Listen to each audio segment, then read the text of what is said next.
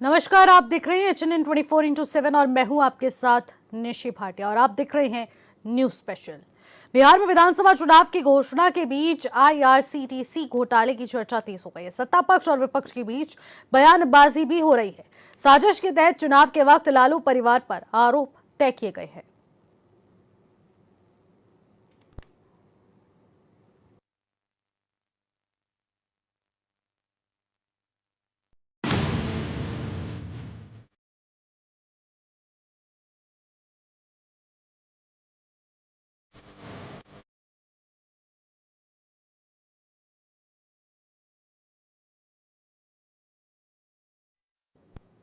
बिहार विधानसभा चुनाव से पहले लालू परिवार की मुश्किलें बढ़ गई हैं। ऐसा इसलिए क्योंकि कोर्ट ने, दिल्ली की राउज एवेन्यू कोर्ट ने लालू परिवार पर एक घोटाले में आरोप तय कर दिए हैं। कोर्ट ने लालू, राबड़ी और तेजस्वी को झटका देते हुए धारा 420 के तहत आरोप तय किए हैं। राउज एवेन्यू कोर्ट की विशेष CBI अदालत ने कहा कि लालू यादव ने टेंडर प्रक्रिया में दखल दिया था। टेंडर प्रक्रिया में बड़ा बदलाव कराया गया। कोर्ट ने साजिश, पद के दुरुपयोग और टेंडर प्रक्रिया में छेड़छाड़ की बात कही और ये भी जोड़ा कि सब कुछ लालू यादव की जानकारी में हुआ है। कोर्ट ने कहा कि जमीनी का हक राबड़ी और तेजस्वी को देने की साजिश थी। लालू यादव ने सरकारी पद का दुरुपयोग किया। कोर्ट ने लालू यादव से पूछा कि आरोप सही मानते हैं या गलत। कोर्ट के सवाल पर लालू यादव ने कहा कि मैं दोषी नहीं हूं। राबड़ी देवी और तेजस्वी यादव से भी यही सवाल किया गया। राबड़ी देवी और तेजस्वी यादव का जवाब भी यही रहा कि हम दोषी नहीं हैं। IRCTC घोटाले केस में अब लालू यादव, राबड़ी देवी और तेजस्वी यादव समेत अन्य आरोपियों पर रांची और पुरी स्थित BNR घोटाले के टेंडर में भ्रष्टाचार के आरोप लगे हैं। लालू, तेजस्वी समेत अन्य आरोपियों के खिलाफ IPC की धारा 120B, 420 और भ्रष्टाचार निवारण अधिनियम 1988 के तहत आरोप पत्र कोर्ट में दायर हुआ है। जांच एजेंसी का आरोप है कि Sujata hotels private limited company को ठेका देने के बदले लालू परिवार से जुड़ी एक बेनामी कंपनी को पटना में बाजार दर पर बहुत कम कीमत पर जमीन दे दी गई। ये जमीन लालू परिवार के स्वामित्व वाली company delicate marketing private limited से जुड़ी बताई जा रही है। CBI का कहना है कि ये लेन देन के बदले लाभ का मामला है और ये मामला साल 2004 से 2009 के बीच का है, जब लालू प्रसाद यादव रेल मंत्री थे। अब उस दौरान भारतीय रेलवे की सहायक कंपनी IRCTC के तहत पुरी और रांची के BNR होटल के संचालन के लिए निजी कंपनियों को ठेके देने की प्रक्रिया शुरू की गई थी। CBI की जांच के मुताबिक इस प्रक्रिया में कथित अनियमितताएं हुई और सुजाता होटल प्राइवेट लिमिटेड को अनुचित लाभ दिया जा सके।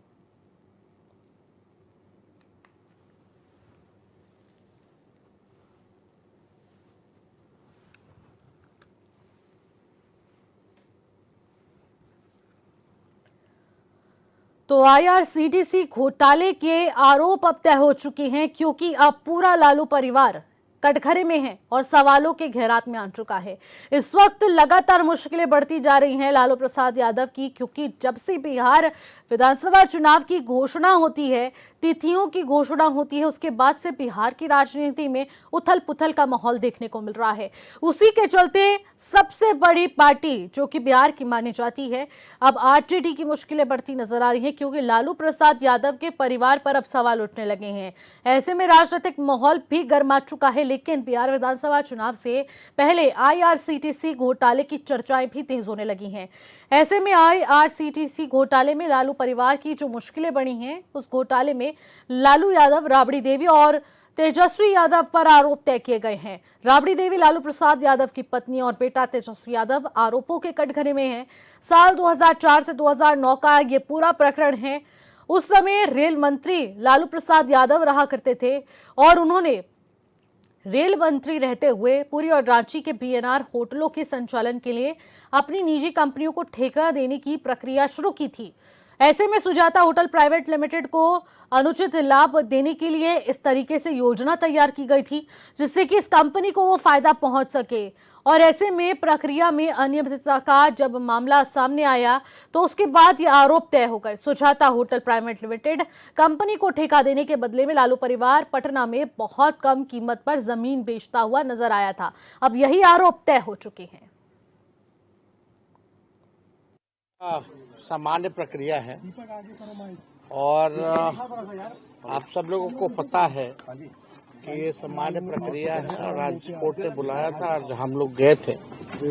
केस जो है हम लोग आगे लड़ेंगे और आप सब लोग जानते हैं कि भाई हम तो पहले कई दिनों से कह रहे थे कि अब चुनाव आया है तो इस तरह की चीज़ें होंगी, लेकिन फिर भी न्यायालय का हम लोग सम्मान करते हुए हम बस इतना ही कहना चाहते हैं कि हम लोग हमेशा से लड़ते आए हैं और आगे भी लड़ेंगे और तूफानों से लड़ने में मजा ही कुछ और है। हम सब लोग पूरी बात खत्म हो जाने दो और हम हमेशा अपने पथ को चुना है, संघर्ष के पथ को चुना है। हम अच्छे मुसाफिर भी बनेंगे और मंजिल पर भी पहुंचेंगे। तो इस पे हमको लगता है ज़्यादा बोलने की आवश्यकता नहीं है। बिहार की जनता समझदार है और वो जानती है कि क्या हो रहा है। ठीक है, 2-4 दिन आप लोगों को मजा आएगा, मसाले मिले। आपको लगता है सर कि चुनाव के कारण ये सारी चीजें हो रही हैं? चुनाव शुरू हुआ सर, अभी तक बुलाया गया है। देखिए, शुरू से ही पॉलिटिकल वेंडेटा। जिस व्यक्ति ने 90,000 करोड़ का मुनाफा रेलवे को दिया, हर बजट में किराया कम किया, ऐतिहासिक रेलवे मंत्री के रूप से जाने गए, हार्वर्ड एनसीईआरटी से लेकर के आईएम के बच्चे लालू जी से पढ़ने आए, मैनेजमेंट गुरु के नाम से जाना गया। तो बिहार के लोग जानते हैं, देश के लोग जानते हैं कि सच्चाई क्या है। जब तक भाजपा रहेगी और मेरा उम्र रहेगा, हम भाजपा से लड़ते रहेंगे। देखिए, कोर्ट का सामान्य प्रक्रिया है और आप सब लोगों को पता है कि ये सामान्य प्रक्रिया है और आज कोर्ट ने बुलाया था।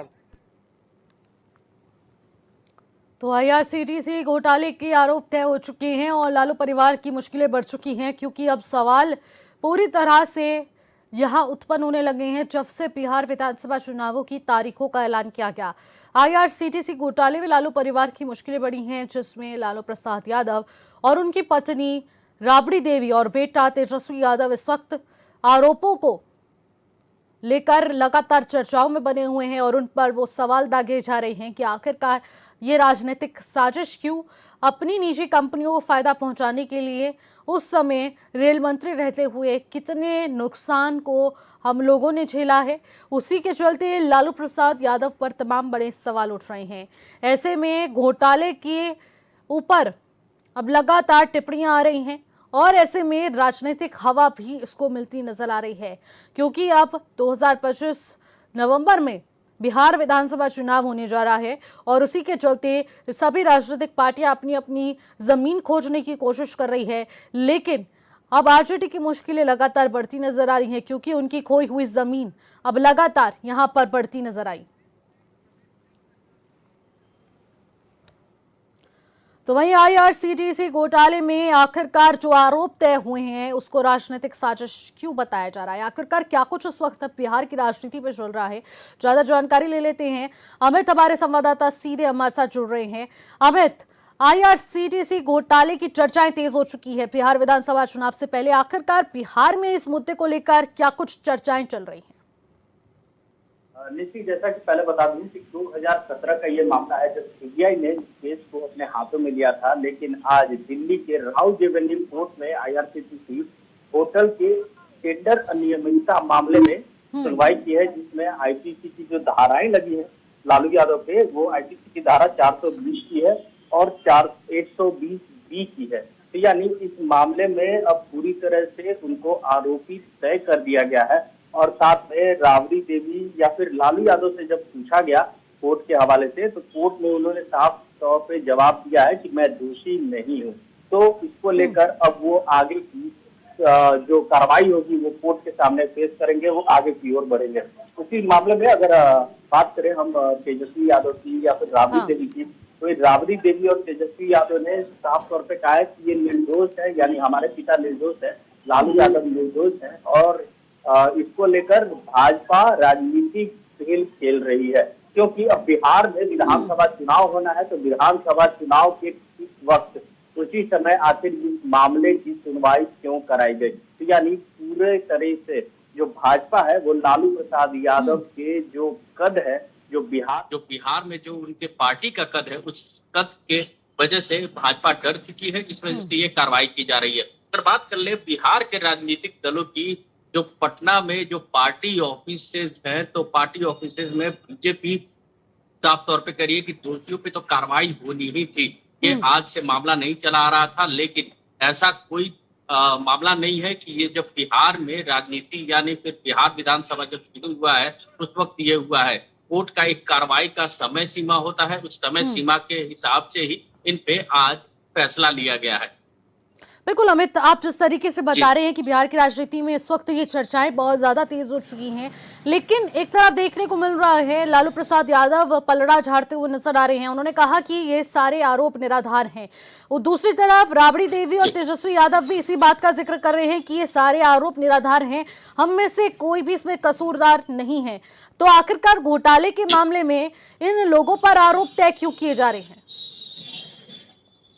देखिए, कोर्ट में जो सबूत पेश किए गए हैं सीबीआई की तरफ से, वो कोर्ट ने साफ तौर पे कहा है कि जो भी सबूत पेश किए गए हैं इस टेंडर घोटाले अनियमितता में, क्योंकि होटल के बदले जमीन के बदले जो जमीन के मालिक हैं उनके परिवार वालों को नौकरी देने का इसमें हवाला दिया गया है। तो इन सारे जो मामले हैं, जो सबूत है, वो पर्याप्त है। तो इसमें अब ट्रायल पेश करना होगा लालू यादव को, क्योंकि कोर्ट ने साफ तौर पे कह दिया है कि पर्याप्त सबूत उनके पास अवेलेबल है, जिससे कार्रवाई आगे बढ़ाई जा सके। बिल्कुल। अब इसके बाद तेजस्वी यादव की भी प्रतिक्रिया सामने आई थी और उनके द्वारा भी कहा गया कि वो उन्हें मामले में वापस फंसाने की कोशिश कर रहे हैं और अब बिहार विधानसभा चुनाव सिर पर हैं, इसलिए राजनीतिक साजिश की जा रही है। आखिरकार इस बयान को और एक राजनीतिक साजिश जो उनकी तरफ से टिप्पणी की गई है, इसको किस तरीके से देखा जा रहा है? जी, इस तरह से जैसे इंडिया गठबंधन की बात कर ले तो इंडिया गठबंधन के तमाम जो दल हैं, जो सहयोगी दल हैं, उनका साफ तौर पे यही कहना है कि जब जब कहीं भी चुनाव होता है तो उस जगह के जो बड़े कद के नेता होते हैं, जिससे भाजपा को डर होता है, वो हमेशा से भाजपा उलझाने की कोशिश करती है और उनको पीछे सलाखों के पीछे धकेलने का काम करती है। ऐसे अगर बात कर ले झारखंड विधानसभा की भी, तो झारखंड विधानसभा में भी यही हाल हुआ था, लोकसभा में यही हाल हुआ था कि हेमंत सोरेन को जेल की सलाखों के पीछे जाना पड़ा था। लेकिन अब बिहार विधानसभा चुनाव के समय जिस तरह से ठीक है अमित, आप हमारे साथ बने रहिएगा। हमारे साथ अरविंद सिंह जो कि भारतीय जनता पार्टी के प्रवक्ता है, वो भी इस वक्त हमारे साथ जुड़ रहे हैं बातचीत के लिए। अरविंद जी, पहले तो मैं आपका स्वागत करूंगी HNN 24/7 में। अरविंद जी, बिहार विधानसभा चुनाव में राजनीतिक साजिश का आरोप आप लोग पर लग रहा है। कहा जा रहा है कि लगातार लालू प्रसाद यादव पर और उनके पूरे परिवार पर जो आरोप दागे जा रहे हैं वो पूरी तरह से निराधार हैं, लेकिन आखिरकार बिहार की राजनीति में इससे कितना ज्यादा फर्क पहुंचने वाला है? एक स्लोगन है रामायण में, जस करनी तस फल ही चाखा, नरक भोग फिर क्यों पछताता। तो जब आप जो करनी करे हैं उसका फल मिल रहा है, रिजल्ट मिल रहा है। हाथ में सिर्फ संविधान लेकर के घूमने से संविधान का पालन नहीं हो जाता है। हाँ। जब भारत के संवैधानिक व्यवस्था पर आपको विश्वास नहीं है तो फिर संविधान मानने से बढ़िया है कि पाकिस्तान चले जाना। हाँ। क्या है कि भारत के न्याय प्रक्रिया पर ही आपको विश्वास नहीं है। ये भारतीय जनता पार्टी या भारत सरकार आपको नहीं सजा दे रही है, ये न्यायालय के द्वारा आप पर आरोप पत्र गठित किया गया है। तो जब न्यायालय के द्वारा आरोप पत्र गठित हो रहा है तो उसमें आपको फंसाने का और बचाने का कहाँ बात है। आप अपना दोष को, आप पर प्रूफ हुआ है, आप अपने दोष से मुक्त होने के लिए आप उस पर सबूत पेश कीजिए। न्यायालय के प्रक्रिया में सरकार और भारतीय जनता पार्टी कहाँ आ जाता है? बिल्कुल। चुनाव कहाँ से आता है? आप पर दोष हुआ है, आप पर कार्रवाई हो रहा है, आपने जो बोया है उसको काट रहे हैं, तो इसमें फिर तीसरा कहाँ से आ गया? बिल्कुल अरविंद जी, और तेजस्वी यादव तो ये भी कह रहे हैं, तेजस्वी यादव ये भी कह रहे हैं कि लालू प्रसाद यादव, राबड़ी देवी और तेजस्वी यादव यानी कि मुझे खुद फंसाने की कोशिश यहाँ पर की जा रही है, ये सारे आरोप निराधार है। अरविंद जी, तेजस्वी यादव इस बात को कहते नजर आ रहे हैं कि इसमें लालू प्रसाद यादव, राबड़ी देवी और तेजस्वी यादव खुद वो कह रहे हैं कि जिनके ऊपर आरोप तय किए गए हैं वो पूरी तरह से निराधार आरोप उन पर लगाए जा रहे हैं, उनका इस मामले से कोई लेना देना नहीं है। एक बात आप बताइए, पूरे दुनिया में कोई चोर कहा है कि मैं चोर हूँ? न्यायालय के द्वारा दोष गठित होता है। हाँ। सारे घोटालेबाज, सारे फ्रॉड, सारे चोर कहते हैं कि मैं सबसे बड़ा दुनिया का ईमानदार व्यक्ति हूँ। बिल्कुल। लेकिन न्यायालय के द्वारा उन पर जब आरोप गठित होता है तब जाकर के उनको पता चलता है कि मैंने चोरी किया है, गलत किया है। कोई अपराधी अपराध करता है, उस समय वो समझता है कि मैं अपराध कर रहा हूँ, उस समय तो लगता है कि मैं शहंशाह हूँ। लेकिन जब उस पर दोष गठित हो जाता है, जब उसको जेल जाना पड़ता है, तब समझ में आता है कि मैंने गलत किया है। हाँ। और हाथ में संविधान लेकर के प्रवचन छाटने से नहीं होता है, संविधान को पालन करना पड़ता है। न्याय प्रक्रिया बना हुआ है भारत के संविधान में, तो न्यायालय के द्वारा आपको। बिल्कुल अरविंद जी, यही देखने को मिलता है कि आखिरकार किस तरीके से इन आरोपों को सहन करने की क्षमता आरजेडी में आती है और वो इस बात को मानने को तैयार होंगे कि आखिरकार उनके साथ अभी क्या कुछ हुआ है कोर्ट की तरफ से जो आरोप तय किए गए हैं। बहुत बहुत शुक्रिया अरविंद जी हमारे साथ जुड़ने के लिए, तमाम बातचीत करने के लिए। फिलहाल न्यूज स्पेशल में एक छोटे से ब्रेक के लिए रुकेंगे और ब्रेक के बाद जल्द लौटेंगे। आप बने रहिएगा।